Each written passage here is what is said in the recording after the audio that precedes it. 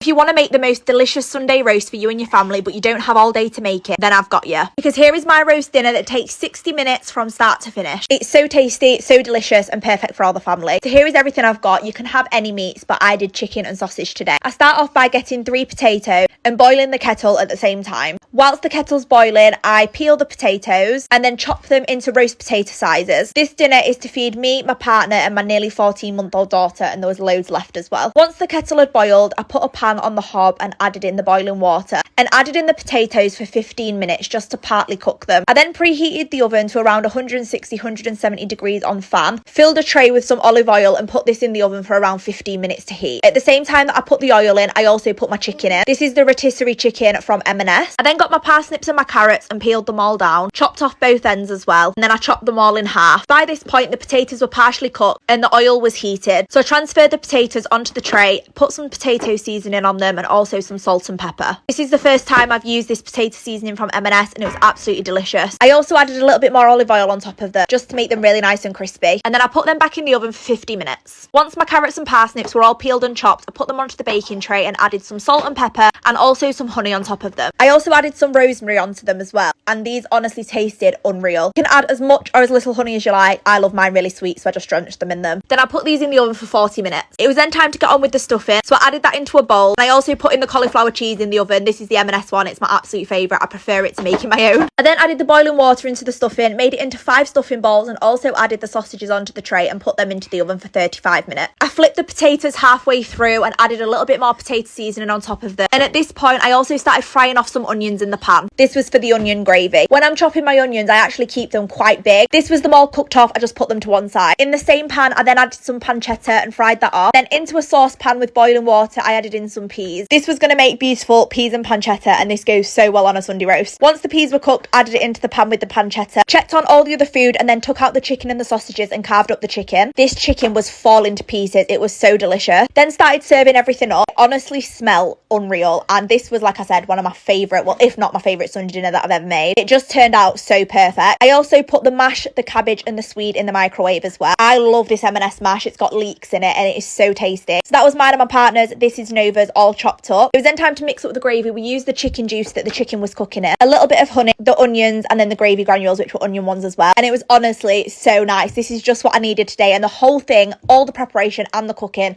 took around 60 minutes. It's so quick to do, and you've got the most unreal homemade roast. Nova ate nearly all of it.